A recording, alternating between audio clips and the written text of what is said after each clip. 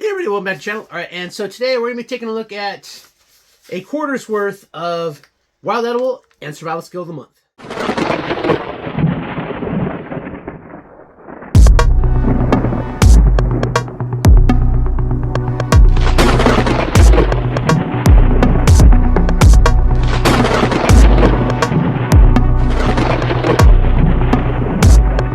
Alright, so, you know, I was doing these every month, but I fell behind, and so I just decided that I'm probably going to do these quarterly. We're just going to get these opened up quarterly. And that is the Wild Edible and the Survival Skill of the Month. So we're going to get through 3 months worth right now. We're going to start with the Wild Edibles, and then we're going to move up to the Survival Skills. So, alright. I'm going to put those right there. So here we have October, November, December. All right, so we're going to see what wild edibles we got for this last quarter.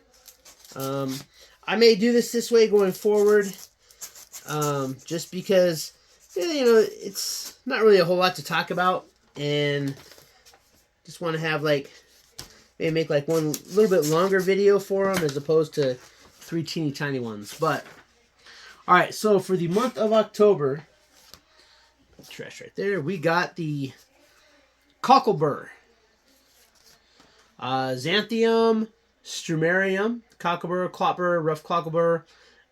Looks like these are all over the United States except Alaska and Hawaii. Alright, so we got that. The best edible plants are the mature seeds in small amounts only, which means they probably have it says here, contain toxin, carboxytracyloside, that fills with cell energy production. Small amounts of seeds may be eaten as a trail nibble, but consuming them in quantity can cause nausea, abdominal pain, or poisoning. Do not eat any other part of the plant. So you just want to eat the mature nuts. So, and it tells you here, of course, as always,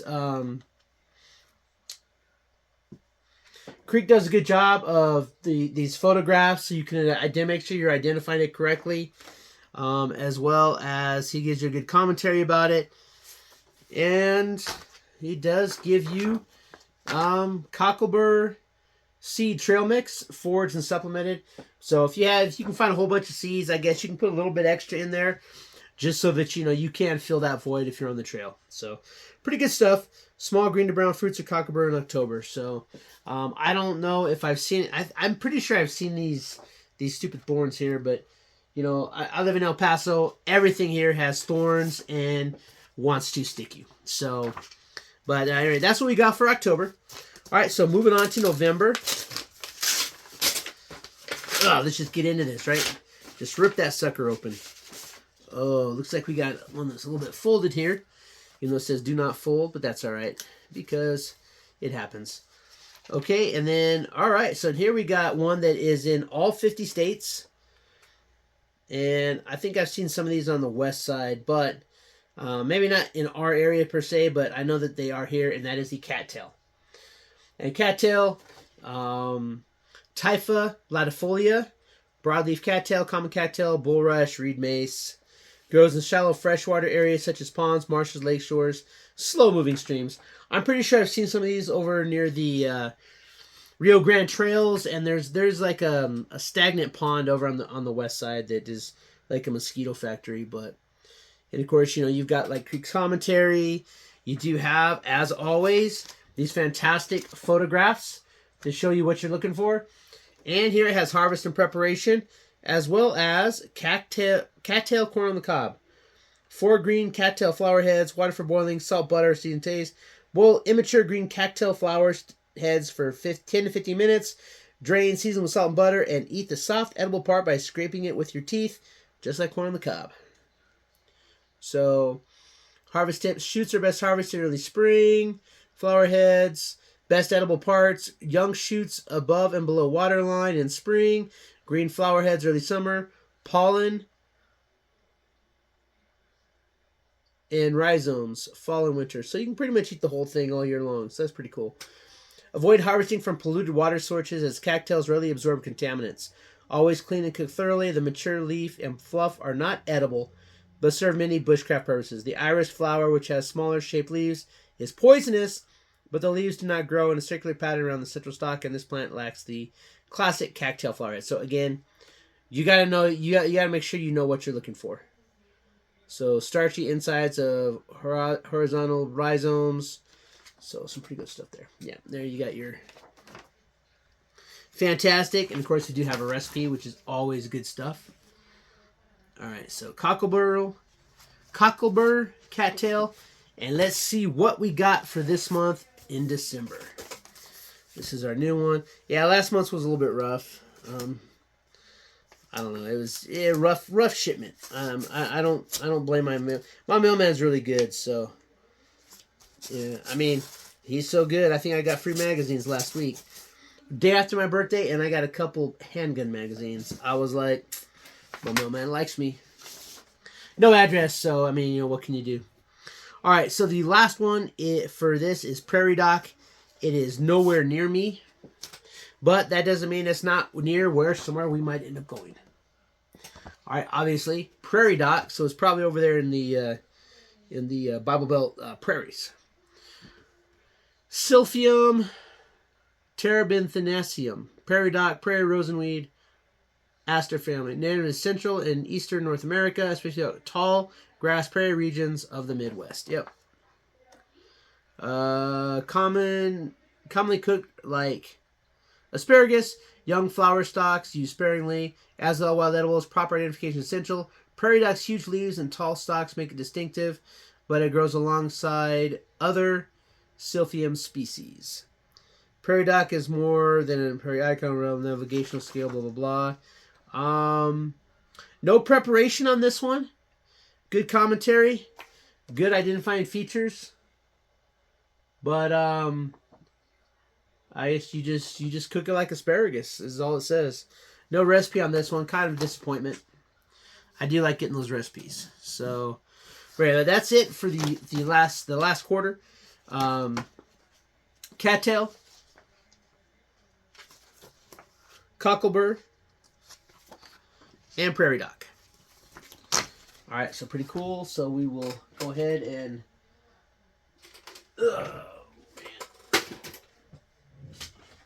Let's get our wild edible binder out. And let's get these put in there. Yeah, I've just been putting them in as they come, but maybe I need to alphabetize them or something. I don't know. Or maybe I'll put like the stuff that's in my area in the front and put the rest to the back. I don't know. But for this one, we are going to put these ones in a little ways so that we can flatten out that bent corner. So,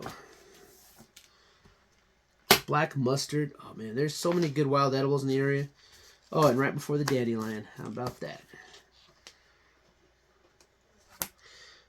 My plan for this next year is I do plan on going out and I want to find the wild edibles in my area and showcase those on the channel. I've done a couple of them. Of course, you know, we had the London Rocket, which is a pretty cool one. All right, so now moving on. All right, that's it for the wild edible. Now we are going to move on to our survival skill of the month. And these things can be pretty cool. And again, I don't know what any of these are. I did not look at the emails because he did send out emails to tell us what it is.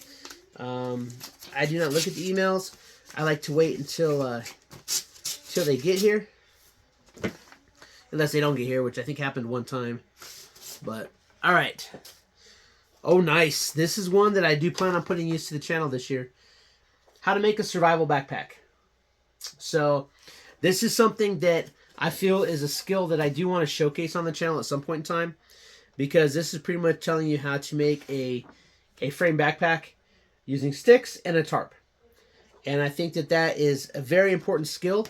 One that, while I do not have that yet, I do plan on learning how to do that. So this one here, I think, is a survival skill that we are most definitely going to see put into play right here this next year on my channel. So this is the Roy Croft pack. In survival situations, one of the most overlooked but essential needs is a way to carry gear. Whether scavenging supplies, relocating to safety, or heading out for rescue, you need a reliable means to transport your essentials. Modern backpacks are built for this job, but in many emergencies, such as leaving a stranded vehicle or being lost in the woods, you may not have one available. Here's where improvisation comes in. Being able to quickly build a functional backpack out of almost anything you can find is a critical survival skill. The Roycroft Pack, named after the Canadian military survival instructor Tom Roycroft, is a clever improvised solution with just 3 sticks, some rope or webbing, and a poncho, jacket, or tarp. You can assemble a backpack in minutes. The design is versatile, practical, and adaptable to a wide variety of materials found in survival situations. And to explore exactly what you need one, then it has your materials, how to cut everything, and eventually how to strap it. So that's pretty cool. This one here, very useful survival skill. I like that one. This one here, that's definitely a good one. And that's something that anybody, I kind of know how to do it, but I've never actually done it. So, and in admission, that is something that I definitely need to. That's a skill I need to perfect. So, I know I kind of first saw it when I was watching Out of the Wild, the Alaska Experiment. Which, if you haven't seen that show, I recommend that one. I don't know where you can watch it right now, but Out of the Wild, and they did 2 of them. There was Alaska, and then there was like South America. The Alaska one was absolutely fantastic. I would love to do something like that. Basically, 8 people or 10 people, they got dropped in Alaska, and basically, it wasn't like Alone or, it wasn't like one of these survival shows where the point was to be the last person left. The point was to work together to make a trek from point A back to civilization. And, of course, it's like they got there and there was like a huge pile of possibles, possible equipment, like, pots, and basically they had to learn how to make their tarps and make, frame packs just like that survival skill so they could carry what they needed. And as they went along, there was like in Alaska, there was like several like improvised places where they actually have like survival shelters out there for people to get lost. And some of them have supplies stocked up into it. And they would help them a little bit at these different locations, but they weren't really helping them. And so basically, I think the only like major help they got was when they had the possibility of hunting a bear, and so they actually had like safety precautions in place. But for the most part, these people they had to figure out how to get themselves back. And I think at the end, I think only 4 of them made it. The others, because you have like the emergency, tap out, I'm going home. And I think at the end of the day, I think more of them would have made it, but they got sick, they got weak because you were struggling for food. But yeah, Out of the Wild, the Alaska Experiment or something like that, a great show to watch, especially if you like this kind of stuff. There, all right. So I'm back to this: how to finger weave using a 2-pole loom. So pretty much, I don't really know if this is. So pretty much just how to weave. So long was like 8 pages. It's got a lot of good pictures. It's showing you how to tie them up. And then I guess how to make a little pouch. Yep, how to make a little pouch using rope. I might try that. I don't know. I've got some. You could use like we got like a lot of the twine. I don't know. It's whatever. It's falls into the same one as the pack. It's how to make something to carry gear. I mean, I guess you can make that because then you could put like killing in there, or if you find like nuts out in the wild, you could put the nuts in there. I guess it'd be interesting, but I don't know if that's something that I don't know if I really call that a survival skill, but that's all right. Interesting though. Interesting. I guess if you were in a long-term survival situation and you had to learn how to weave, then I guess it's a good skill to have. But all right, moving on. This is our December. Oh, this is a cool one. 3 improvised survival lamps. In this tutorial, we will cover 3 proven designs that use natural or scavenged materials to bring light to the darkness. The improvised slush lamp, the cattail candle, and the mullein leaf candle. So, pretty cool there. Add the fuel, fill a container with oil or melted fat until the wick is submerged, saturated, leave about half the wick exposed above the surface. So pretty much it's just kind of like make a container. Clam, mussel shell, turtle shell, boner, carved stone, or clay pot. Tallow, animal fat, fish oil, olive oil, vegetable oil, or even petroleum-based oil. Cattail fluff, cotton cloth, twisted plant fiber, dried moss, and then you pretty much just make like a little oil lantern. This one pretty simple. The cattail candle. I mean, I don't really think you need much of that. It's just kind of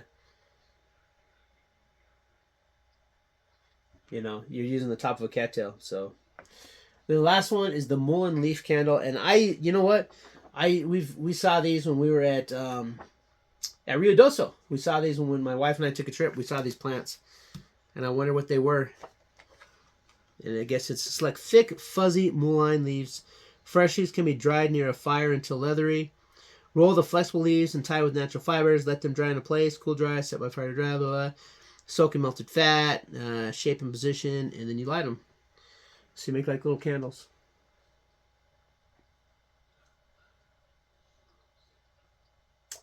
A French-style oil lamp used a cardboard wick included in the October 2025 Apoca box, which we don't get that anymore. We might go back to the Apoca box. I'm not sure. I'm not saying we're not going to. I'm saying it's a possibility because since we're not getting the SHTF box anymore. But financial-wise, I got to see because we're definitely going to get that Barrel and Blade box starting next month. So, but I don't know. Apoca box was like hit and miss for me. I don't know. It just seemed like Apoca box is such a good idea, but some of the stuff that get put in the Apoca box is just so substandard. I mean, we got like that lighter knife, and it broke so fast. It was just like, I don't know. A good idea. Some of the projects are definitely cool, but I think that it just. And I don't think that I don't think that the price is bad, because it's like $30 a month essentially because you pay like $60 for it, and it's not a horrible concept, but just I don't know. It's like some of the cool stuff, and then you got like just lackluster stuff. I don't know. Why don't you leave a note in the comment if you think I should start up the Apoca box again. I don't know, because, I don't know, it's hit and miss with that. But we are definitely going to be doing this one here. The Roycroft pack, we're definitely going to be doing that this year. Because I have found some stuff that at Ross, they got like a really cool tarp that I want to use to make it. And when spring gets here, at Dollar General, they've got like some really nice stakes that are like perfect, and so it's kind of like stuff you can use. And granted, I mean, actually, there's some of these plants out here. I gotta figure out what they are. I know them in the back of my head, but I don't remember. And they have like some pretty good size stakes, and I can probably use those to make it as well. But anyway, that is it. That is your survival skill and wild edible of the month for the quarter. Let me know what you think. Hey, you know what, Leah? You know what? Leave me a comment. Should I do these every month, or do you think that this like doing 3 at a time so that you get like a good meaty? Because if you're not subscribed to it, obviously you're not subscribed to it if you just want to see what's in it. But do you think that it's better if I do like a quarter, so do them 4 times a year, and just do like January, February, March, and then in March do all 3, and then just do every quarter, or should I bring you those shorter? Little snippets, every month. So let me know in the comments what you think.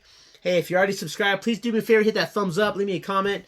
And if you're not subscribed, why not? I mean, if you're watching this video, obviously it's something that you're interested in. Hit that subscribe button. Make sure you hit that bell button. That way, whenever I put up a new video, you'll get notifications. Right. Until next time, keep prepping.